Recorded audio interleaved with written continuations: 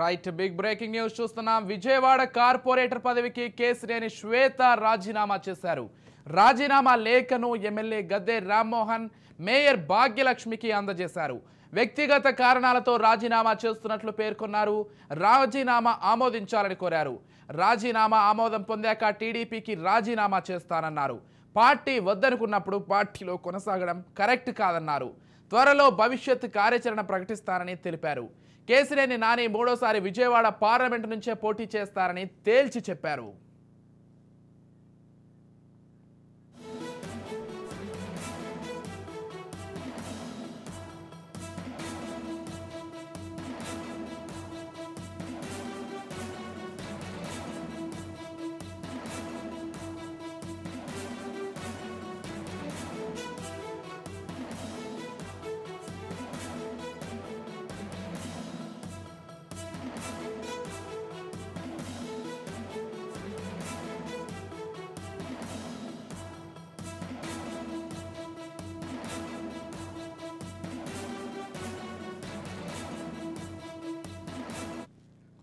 Right breaking news చూస్తున్నాం. Vijayawada corporator పదవికి కేసినేని శ్వేత రాజీనామా చేశారు.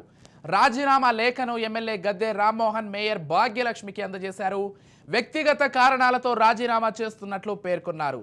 రాజీనామా ఆమోదించాలని కోరారు. రాజీనామా ఆమోదం పొందాక టీడీపీకి రాజీనామా చేస్తానన్నారు. పార్టీ వద్దనుకున్నప్పుడు పార్టీలో కొనసాగడం కరెక్ట్ కాదన్నారు. త్వరలో భవిష్యత్ కార్యాచరణ ప్రకటిస్తారని తెలిపారు. కేసినేని నాని మూడోసారి విజయవాడ పార్లమెంటు నుంచే పోటీ చేస్తారని తేల్చి చెప్పారు. ఇక ఇదే అంశానికి సంబంధించి పూర్తి డీటెయిల్స్ అందించడానికి మా ప్రతినిధి గాలిబ్ ఫోన్ ద్వారా సిద్ధంగా ఉన్నారు. చెప్పండి గాలిబ్.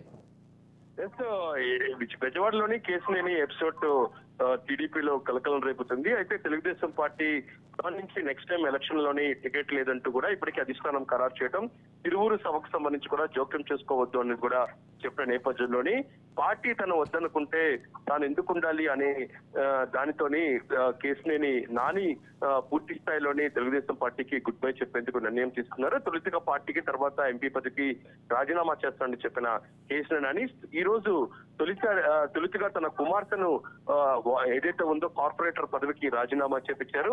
అంతకంటే ముందు ఉదయం ఏదైతే ఉందో విజయవాడ ఈస్ట్ ఎమ్మెల్యేగా ఉన్న గద్దె రామ్మోహన్ ని ఆమె మర్యాద పలుకులు కలవడం జరిగింది. గతంలో ఆయనే ఆమెకు కార్పొరేటర్ గా టికెట్ ఇచ్చిన నేపథ్యంలోని ఆయన మర్యాద పూర్వకంగా కలిసిన తర్వాత కేసినేని శ్వేత ఆ తర్వాత మున్సిపల్ ఆఫీస్కి వెళ్లి మున్సిపల్ మేయర్ కు తన రాజీనామా లేఖను అందించారు. రాజీనామాను ఆమోదించాలంటూ కూడా కోరటం జరిగింది. అయితే వ్యక్తిగత కారణాలతోనే తాను రాజీనామా చేసినట్లుగా శ్వేత చెప్తున్నారు.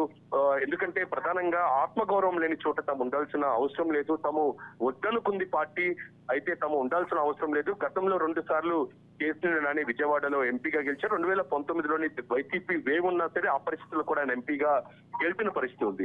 ఈ నేపథ్యంలోని ఎక్కడా లేని విధంగా కావాలని చెప్పి కొన్ని అంశాలను పరిగణలోకి తీసుకుని అధిష్టానం ఈ విధంగా నిర్ణయం తీసుకోవడంపై తను పూర్తిగా మనస్తాపానికి గురయ్యాము. ఈ నేపథ్యంలోనే భవిష్యత్ కార్యాచరణ త్వరలోనే ప్రకటిస్తాము. అయితే పార్టీకి రాజీనామాకు సంబంధించి కార్పొరేటర్ గా ఏదైతే ఉందో తన రాజీనామా ఆమోదించిన తర్వాత పార్టీ కూడా రాజీనామా చేసినట్లుగా ప్రకటించడం జరిగింది. ఆ తర్వాత కేసినేని నాని తన అనుచరులతోని సమావేశం నిర్వహిస్తున్నారు. భవిష్యత్ కార్యాచరణపై చర్చిస్తున్నారు. అయితే ఆయన ఇటువైపు వెళ్ళిపోతున్నారు, బీజేపీ ఆర్ వైసీపీ. ఎందుకంటే గత కొన్ని రోజుల నుంచి చూసినట్టయితే వైసీపీ ఎమ్మెల్యేతో సఖ్యతగా ఉన్నారు. నియోజకవర్గ కార్యక్రమాల్లో కూడా అభివృద్ధి కార్యక్రమాలతో వైసీపీ ఎమ్మెల్యేలతో కలిసి తిరుగుతున్నారు. మరోపక్క బీజేపీలో కూడా ఆయన సత్సంబాలు ఉన్నాయి.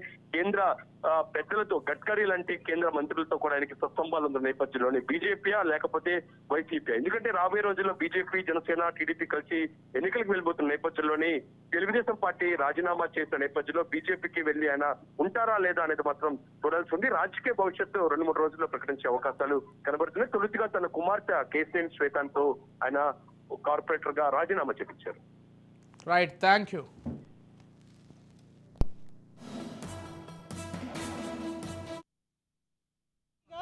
కేసినేని నాని గారిని విజయవాడ ప్రాంతంలో జరిగే తెలుగుదేశం పార్టీ కార్యక్రమాల్లో జోక్యం చేసుకోవద్దు, ఇన్వాల్వ్ అవ్వద్దు అనే సందేశం అనేది పార్టీ అధినేత నుంచి అలాగే అధిష్టానం నుంచి వచ్చింది. ఇంత జరిగిన తర్వాత వాళ్ళు వద్దనుకుంటున్నప్పుడు మేము ఇంకా పార్టీలో కంటిన్యూ అవ్వడం అనేది సమంజసం కాదు, మర్యాదపూర్వకంగా ఉండదు. అందుకనే మేము ఈ స్టెప్ తీసుకుంటున్నాము. అలాగే మేము ఎవరిని కూడా తప్పు పట్టట్లేదు. చంద్రబాబు నాయుడు గారు పార్టీని నడపడానికి ఎన్నో కఠిన నిర్ణయాలు తీసుకోవాల్సిన అవసరం ఉంటుంది. వాళ్ళ ఆబ్లిగేషన్స్, కంపల్షన్స్, రీజన్స్ వాళ్ళకు ఉంటాయి. అందుకని మేము ఎవరిని తప్పు పట్టట్లేదు. కానీ మమ్మల్ని నమ్ముకొని వేలాది మంది నాయకులు, కార్యకర్తలు ఉంటారు. అలాగే కేసినేని అభిమానులు లక్షల్లో ఉంటారు. మాతో పాటు జర్నీ చేసినందుకు ప్రతి ఒక్కరికి కూడా న్యాయం జరిగేలాగా చూడడం అనేది మా బాధ్యత. అందుకని కేసినేని నాని గారు మా క్యాడర్ అందరితో కూడా చర్చించి నెక్స్ట్ స్టెప్ ఏంటనేది వాళ్ళతో పాటు డిసైడ్ చేసి మీకు ఏంటనేది తెలియజేస్తారు. నాకు ఈ అవకాశం ఇచ్చినందుకు అందరికీ కూడా ధన్యవాదాలు. నేను రాజకీయాల్లోకి రాకముందు టాటా ట్రస్ట్ సంస్థలో ఒక ఉన్నత స్థాయిలో నేను రతన్ టాటా గారి తరపున వివిధ రాష్ట్రాల్లో నేను రూరల్ డెవలప్మెంట్ ప్రాజెక్టులు, హెల్త్ కేర్, క్యాన్సర్ కేర్ ప్రాజెక్టులు నిర్వహిస్తూ ఉన్నాను. కానీ నాకు చంద్రబాబు నాయుడు గారు ఒక పిలుపునిచ్చారు. మీలాంటి వాళ్ళు రాజకీయాల్లోకి రావాలి, చదువుకున్న యువత, మహిళలు రాజకీయాల్లోకి వస్తేనే సమాజం మెరుగుపడుతుందని ఆయన చెప్పారు ఆ రోజు నాకు. ఆయన మాట మీద నేను